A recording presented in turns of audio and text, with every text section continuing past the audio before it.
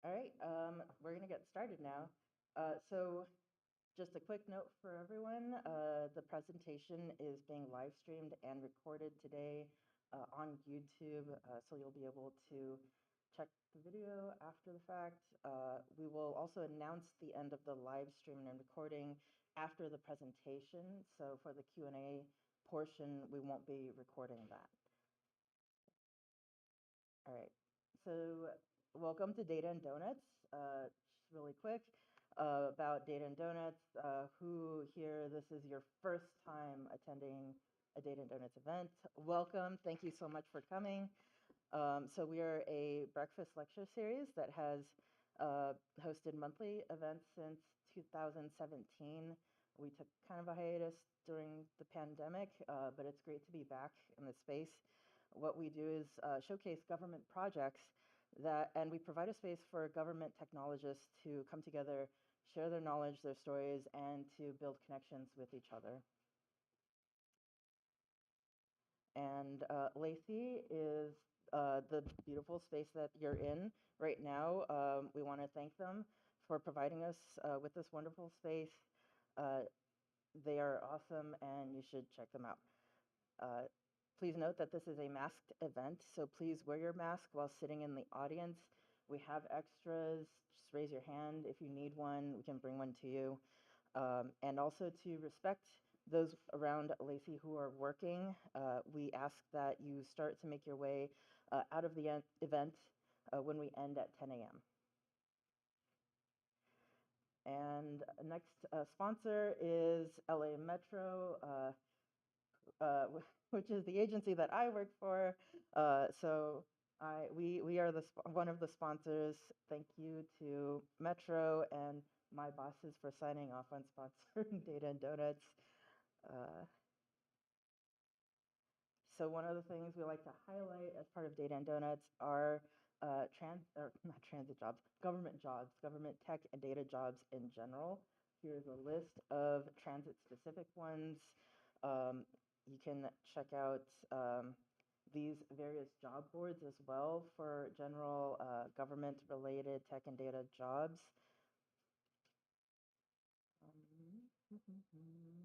And here are some transportation-related events to check out. So actually this week is CoMotion LA, which is going to be held here in downtown, right up the street in Little Tokyo. Also, Open Mobility Foundation Summit will be happening as part of that. Right, and a final note here. So we do not offer free parking in the lot that's in front of Lacey, but public transit is a great option to get over here. You can take the A-Dash to get to Lacey. It drops you off right outside, and it also connects to the Little Tokyo station. From the Little Tokyo station, if you want to walk over here, it's not that long, and it's a great walk in the morning. And from there, you can connect to the Metro A and E lines. And there's also like bike share stations all over the place, including right around the corner on this block. And with that, I will introduce our speaker. So Nolan Borgman is a planning supervisor at the Southern California Association of Governments, or SCAG, and he's on the Partnerships and Innovative Deployment team. Let's give a big hand for Nolan. Thank you.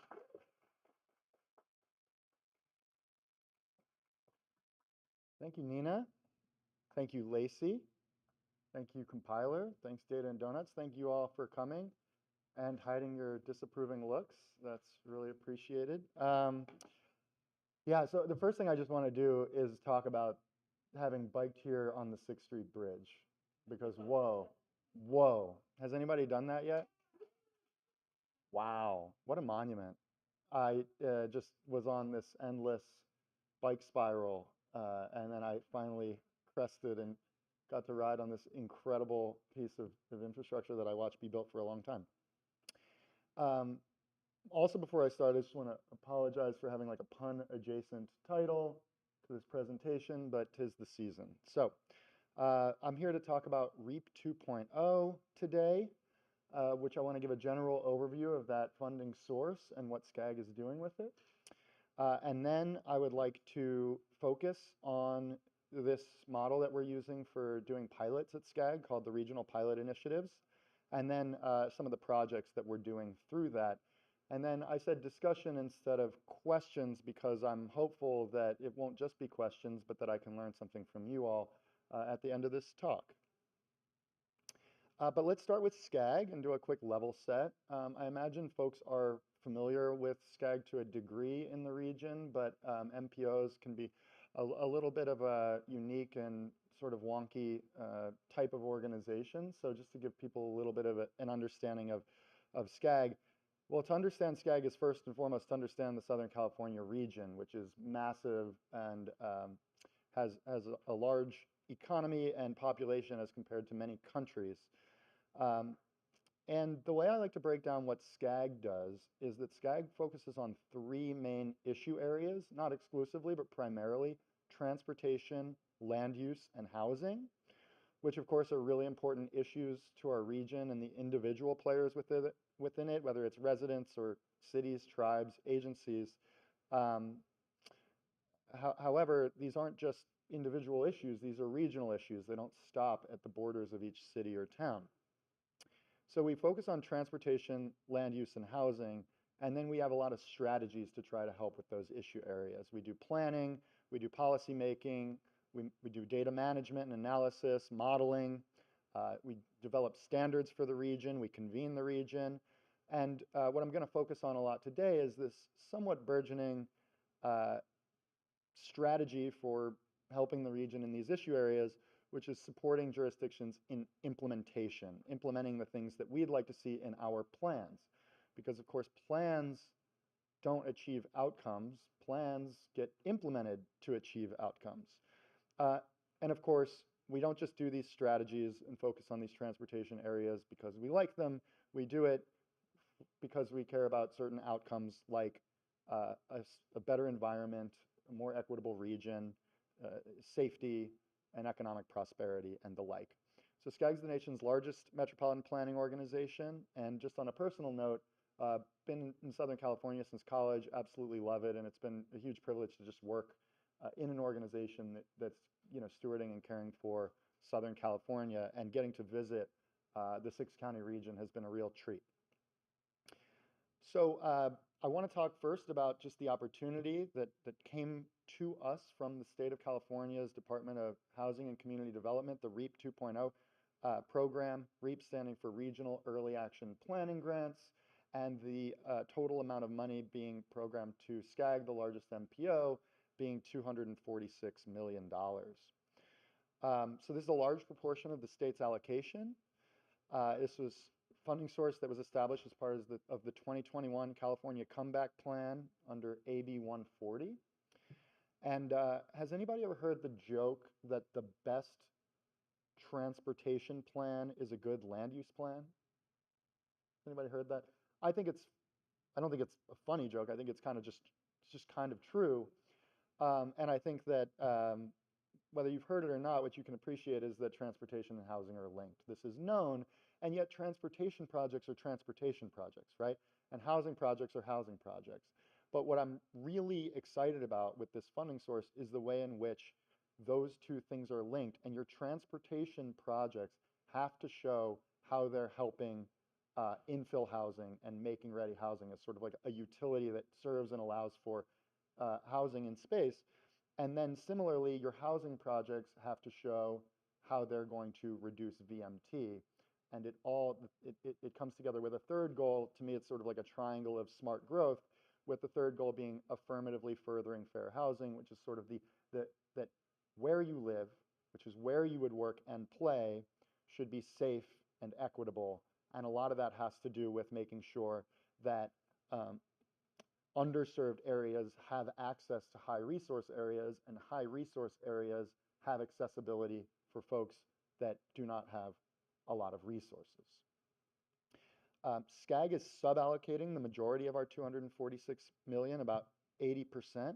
And as a regional organization, it's important that we get the money out into the communities and out into the region and the regional players. And so that $246 million is being split into a variety of programs. And this is the full list of programs under REAP 2.0 for SCAG, and I'm just going to talk about each one for a second, but I'm really going to focus in the middle because that's what I run, and I will be skipping that on this particular slide. So the Sub-Regional Partnership Program is formula allocation to the councils of governments for their planning work around housing.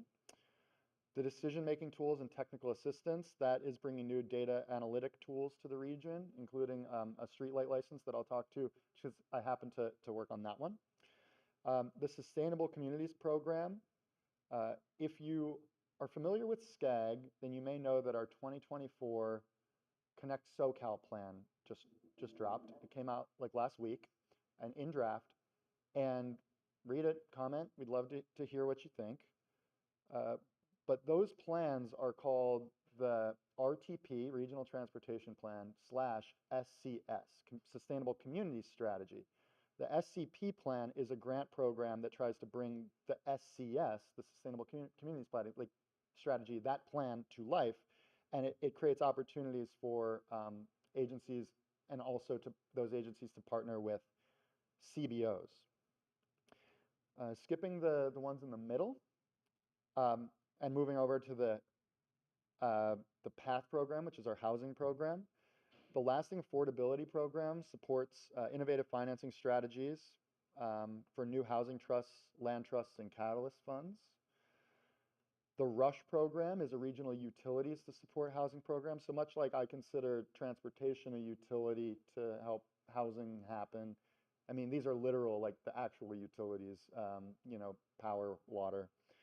And so this is focused on investments in utility infrastructure planning and capital improvements that will support the RHNA allocations. RHNA being the Regional Housing Needs Assessment, which is a process that helps determine targets for housing around the region and spread that housing where it needs to be to meet our regional growth needs. And then finally, the HIP program provides consultant assistance for projects like assessing available infill, public-owned and private-owned lands for affordable and mixed-income housing, and land use regulatory initiatives for increasing residential development capacity in corridor-wide and area-wide infill areas based on justice, equity, diversity, and inclusion.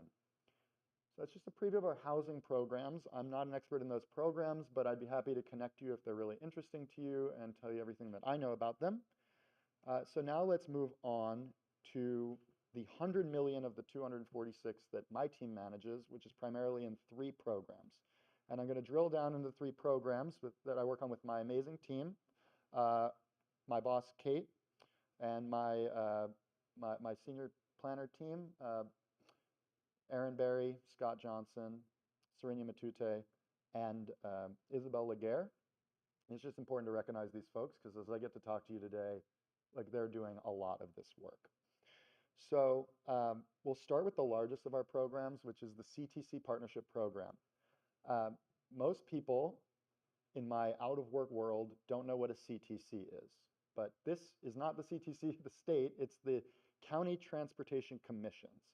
Your LA Metro, your Imperial County Transportation Commission, RCTC in Riverside, VCTC in Ventura, SBCTA in San Bernardino, and OCTA. So we recognize the value in getting the money out quickly and that they are plugged into the sorts of projects that are going to be regionally significant and the sorts of projects that are going to have the capacity and the project managers and the sort of the project apparatus to make this happen. And so we're funding 33 projects across the region in so that get at the categories that you see in the pie chart. These are awesome projects, and we really appreciate the CTCs as partners for bringing them forward through this competitive call, where we are also trying to reach sort of targets based on population. Like we had ideas of how much money we wanted to spend in each region, and because they put amazing projects forward, we were able to do that. And these are projects like an e-bike lending library in the San Gabriel Valley, an intermodal transportation center in Calexico, where we're helping them buy the parcel that they need, a first of its kind vehicle miles traveled mitigation bank in San Bernardino. There are a bunch of bike and ped and signal improvement projects in Orange County. There's a great bus stops project and an environmental for a bike trail in Ventura. Just awesome, awesome projects. A lot of good projects in the Coachella Valley as well. I mentioned before that we're also using some of the funds from REAP to provide data tools to the region, as we often like to do at SCAG. And so we're testing the value and utility of Streetlight as a platform, which primarily packages like cell phone data to help you understand travel behavior. And we are providing licenses to folks throughout the region. So any government agency that wants pretty much access to this can apply through the SCAG website, and as long as they attest to using it for REAP 2.0 purposes, they can get on this really fancy data tool set. And we are also, as I'm going to talk about later, not just going to provide this platform, but also try to activate the use of this platform through one of our pilots. This is just a commercial for the RDP because this is data and donuts after all. I just want to do a quick commercial for it because it's a giant resource that SCAG invests in, and there's a lot of data tools for people who are interested in data analysis to answer their planning and policy questions that they have. And so if you haven't met Tom Vo, who leads this work, he's just a great human being and a very helpful person. It is a massive data resource. It's full of great tools. And the Streetlight Insight platform, it falls under this RDP umbrella. So I just wanted to mention the umbrella, not just the one tool that we're providing through REAP. And some of the other tools are being REAP funded as well. So now is the part in the presentation where I want to drill down on specific pilots. But before we get into the pilots, I just really want to impress upon you the importance of the model here.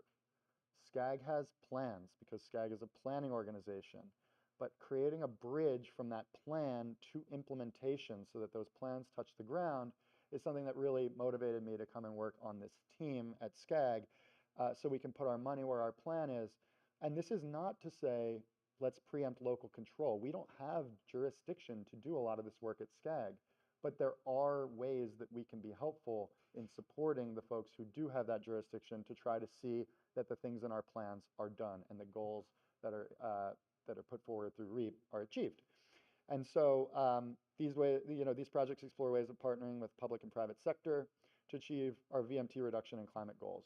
None of these projects are just SCAG doing them. They're going to involve partners. They're pretty much all going to involve one or many public partners and private sector partners as well.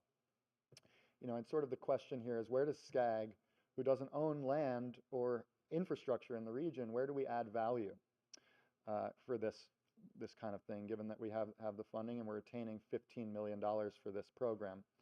So just a bit about our journey so far. All the programs that I previewed on that one slide were approved in July of 22 when the regional council approved our framework.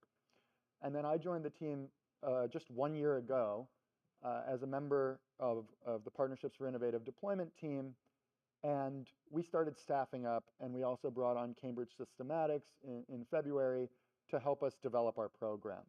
And then we did a lot of outreach. We did case studies. We did a KPI report. We looked at promising practices. We had 60 or 70 meetings with different players throughout the region. And then we wrote a report with our framework for what we thought the issue areas we wanted to focus on were, the sorts of pilots we wanted to do, and how it was all going to work, and how we're selecting those and the like. And so now we're scoping the actual projects, and we're partnering, and we're seeking approval from our leadership to take these to the next step, which means procurements and MOUs with partners will be coming hopefully at the turn of this calendar year. And we're moving quite quickly because the REAP timeline is very truncated. You have a fund expenditure deadline of December of 2025, and then the funding ends. You've got to close out the books and do your final reporting before June 30th of 2026, unless it is extended, but we don't have any information about that at this time. And so we've just got to move really quickly to make these things happen, but we're building a program from scratch.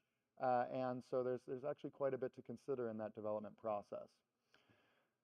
Just to give a sense of the who a little bit, you know, at the program level, we've got our funding agency, who I've mentioned, and SCAG is full of subject matter experts, and the organization wants to be, very involved, as well as our department. And then at the project level, as I've mentioned before, these could be looked at as sort of like triangulated partnerships with maybe an A-B-C relationship between SCAG and the public sector and the private sector, or maybe an A-B-C-C-C-C-C relationship if you're really interested in running some sort of, it's not really a franchise, but think about a model where like SCAG has sort of a master program and then is working with multiple jurisdictions and maybe a single contracting team. So what sort of projects are we looking for just in terms of base criteria? Well, we want to meaningfully advance our objectives and the REAP goals. That's absolutely essential. And we would like to demonstrate innovation in doing so, whether it's doing things differently or doing different things. And we need willing and ready partners to do that.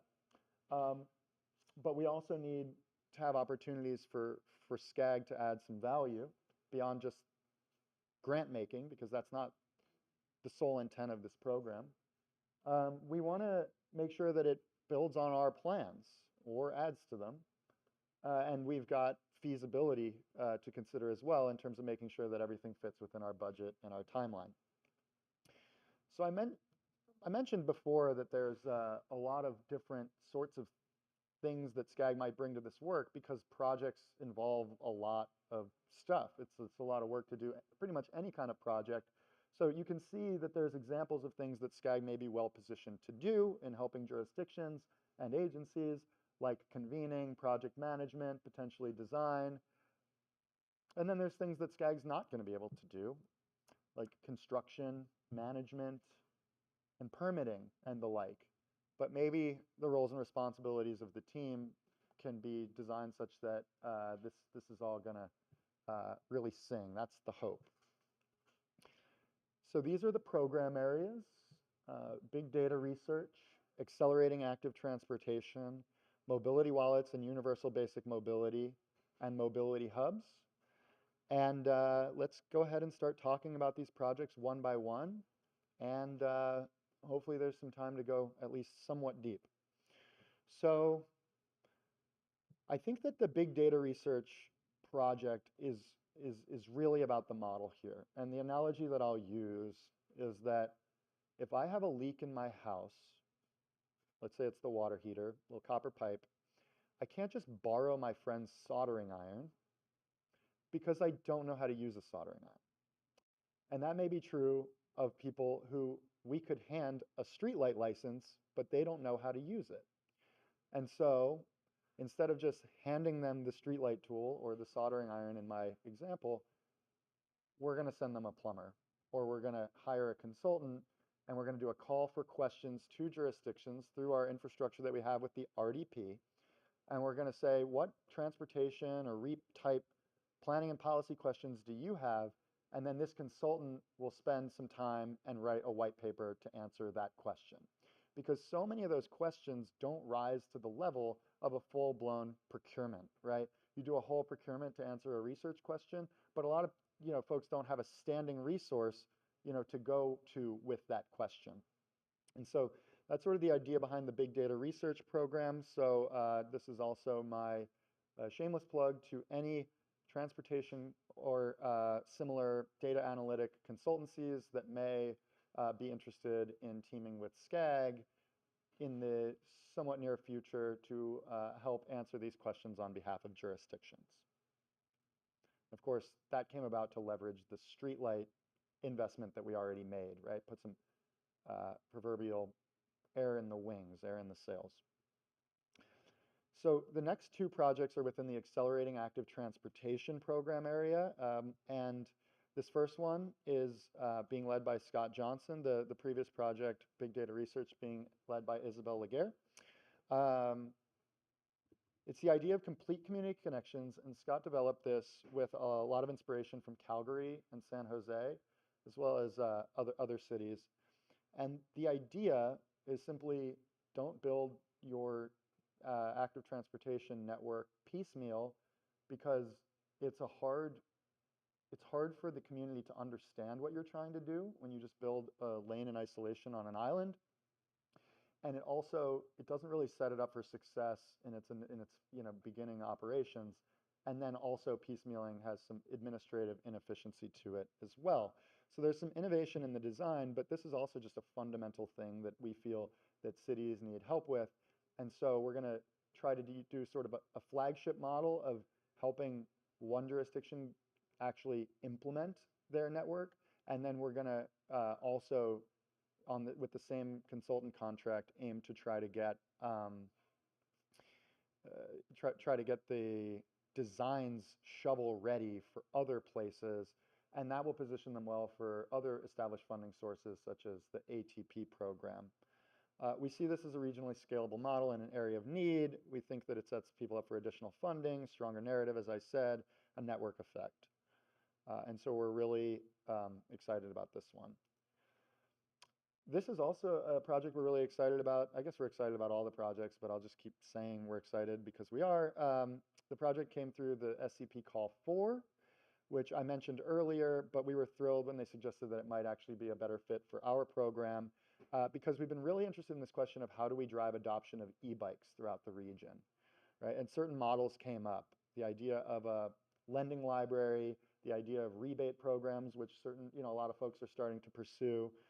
But the fact that this is a community-originated concept that literally connects an e-bike lending library to the literal largest affordable housing development site west of the Mississippi with 3,000 units in Watts, it's called Nickerson Gardens, is just so cool. And it's also just so REAP aligned to put the bike infrastructure where the affordable housing is. That connection is a big deal. We're also funding an e-bike lending library in the San Gabriel Valley through the CTC program, so this will allow us to compare and contrast those programs, and this is another one that's managed by Scott.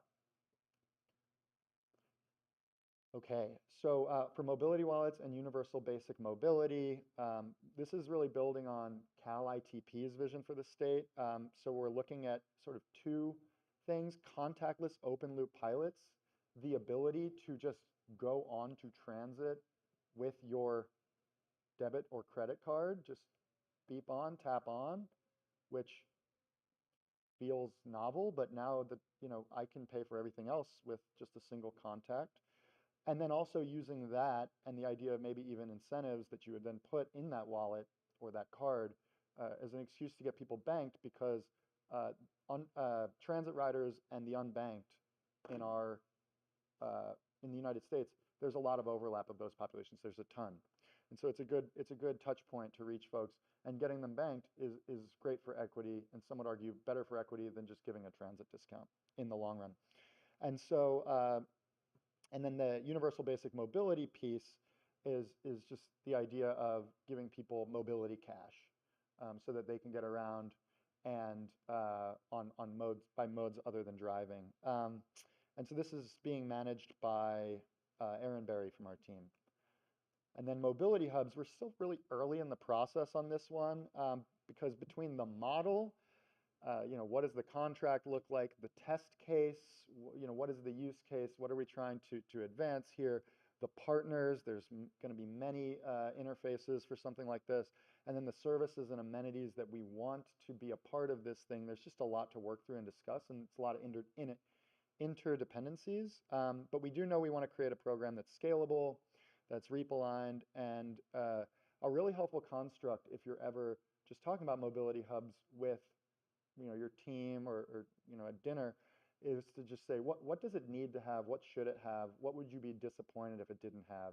So if you're testing a mobility hub, maybe you're really disappointed because it only has public services and it doesn't have any private services connected. Maybe you're disappointed because it doesn't have enough placemaking and it doesn't feel like a place. Or maybe you're disappointed because it doesn't have enough service going to it. Or maybe in your mind it just absolutely needs to have a bathroom, even though that's really hard for people to figure out how to do. And so We also see great opportunities between mobility hubs, mobility wallets, and universal basic mobility. And so I'm kind of presenting them as pillars of our program, but there's going to be a lot of, it's more like a Venn diagram. And this is being managed by Serinia from our team. So we have $15 million going into those 4 program areas, and then maybe more to come with other funding sources from IJA and IRA. So if these models prove valuable and scalable, and this idea that SCAG can be involved in implementation goes well, and we do well with these ambitious goals and short timelines and many competing priorities, I hope to be partnering with many of you on this, achieving these goals, reducing VMT, making SCAG a bit more innovative in the process, and just seeing plans happen. So thank you so much for your time today, and I'd love to answer questions, but as I said, I'd be equally interested to hear your feedback, your experiences, any keys to success, if you've ever worked on these kinds of things, or you've worked on something where you feel like there's a takeaway that we maybe could stand to hear. So Nina, I'm handing it back over to you, and I just want to say again from the bottom of my heart, thank you for having me.